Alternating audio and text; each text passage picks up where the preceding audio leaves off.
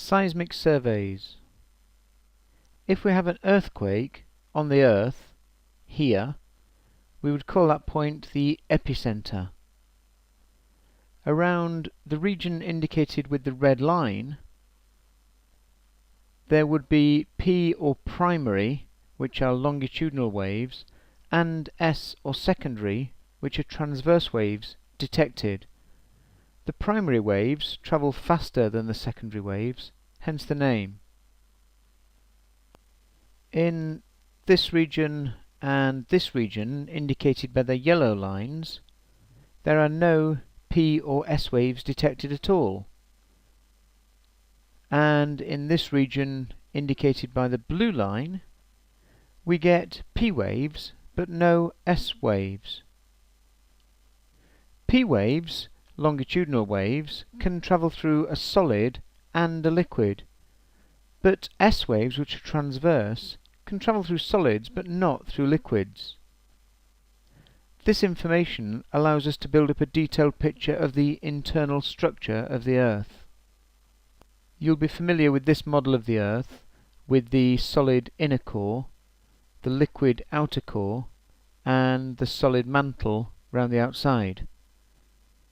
I've shown here the path of some of the waves from an earthquake at the top. You'll see that the P waves in red can travel through the solid and through the liquid, whereas the S waves in blue can travel through the solid but not the liquid.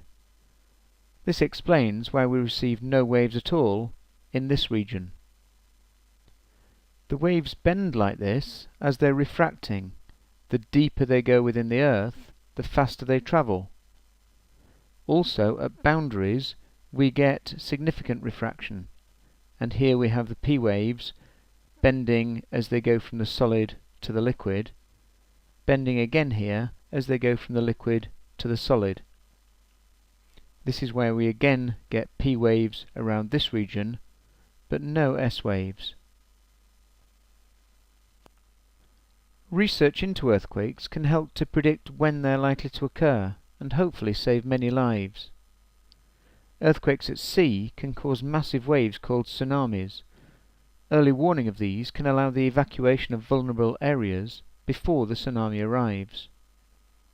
We can detect the vibrations using a device called a seismometer, which might look something like this. It consists of a large suspended mass, onto which is attached a pen. This can write on a rotating drum, producing what is called a seismograph. As the Earth and the case move, the inertia of the large mass means it will stay still, recording the relative movement on the drum, something like this. On a smaller scale, geophysicists and archaeologists can send waves through the ground with their speed giving information about what they have travelled through. They can use truck-mounted hammers, a bit like this one, to create the waves, and geophones to detect them.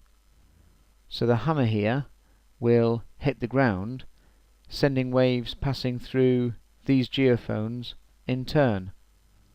The information from them will be sent to a data recorder. Anomalies in the time taken for the waves to reach the geophones can indicate archaeological structures or mineral deposits that might be worth further investigation.